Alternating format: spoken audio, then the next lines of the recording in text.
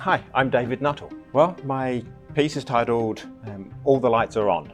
So it's a stylized map of Huntsville at night if every street light, stadium light, floodlight, parking lot light was turned on.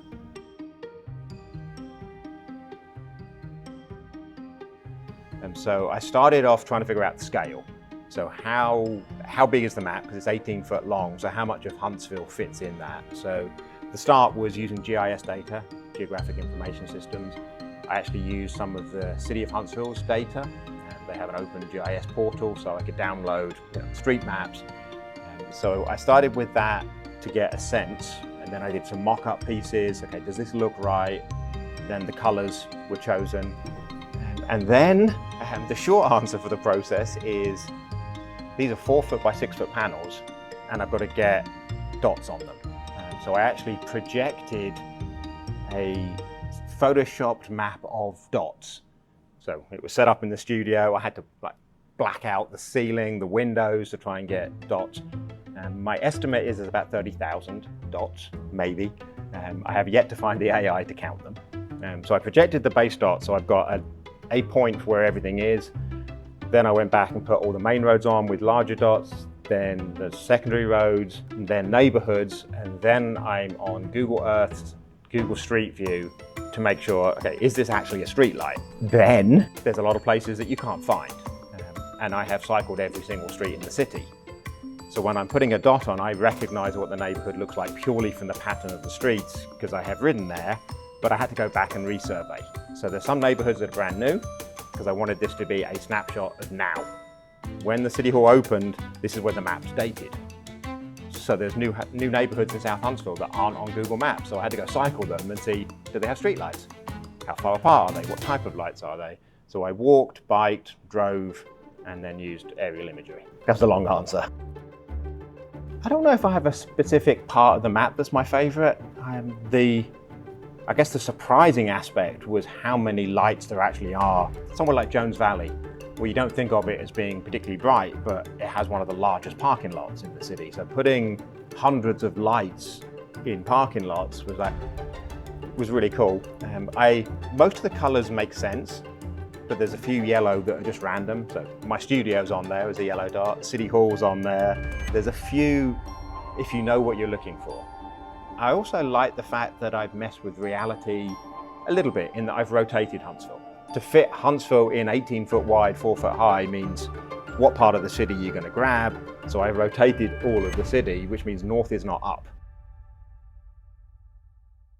My Huntsville story, well, I'll pick one Huntsville story. I mean, I moved here because my wife is from here. So the origin of my Huntsville story is moving from Windsor, England, where there's a 1,000-year-old castle in the center of town, to a 1960s courthouse in the center of town. So seeing that vastly different landscape of structures, of the environment, of the heat.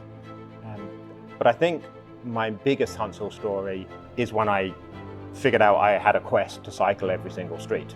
I'm a mapper. I have to track my routes, I have to put them on my map. And once I'd got a little way, I realized I was only cycling places I was familiar with. And my brain just said, why? Why aren't I cycling in North Huntsville? I'm not familiar. So I made a specific point to cycle where I didn't know. And then after about 2 months, I realized I have to cycle every single street. And the reason that's my story is that's 2,200 miles. That was about 15 months. And I saw Huntsville from a whole new light. A few years ago, Arts Huntsville did a workshop, and if you went through the workshop, at the end you got to do a presentation, and then the workshop attendees picked which piece was actually going to get commissioned. It was a small stipend, didn't cover the full cost of the fabrication, but it was an insight into how does this process work. I was also very lucky to be on the jury for a piece of art in the park. So Arts Huntsville asked me to be on the jury, and seeing that side of the process and realizing, wow, I don't qualify in any way to do a large piece.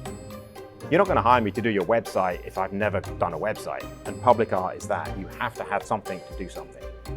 So having a piece outside the Von Braun Center, okay, now there's something in my portfolio. So then when City Hall came around, I have something that exists versus a concept. So the Arts Huntsville have really helped get local artists over that hump of, do I qualify? And the answer 5 years ago was no, no one does. And now, 8, 10 of us do.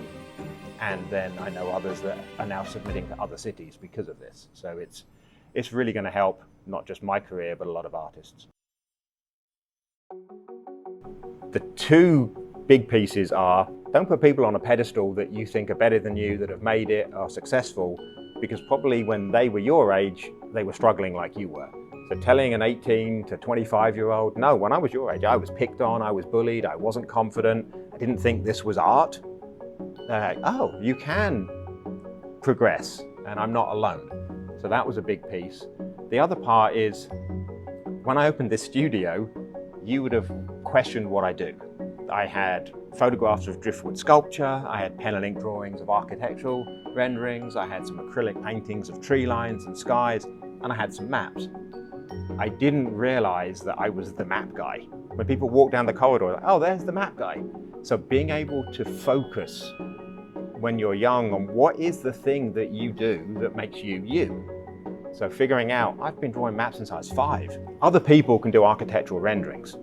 I have not found anyone else drawing a map of someone's life on their body or taking fiction to the level of detail that I do. So figuring out what your focus really is and trying to actually do that is important.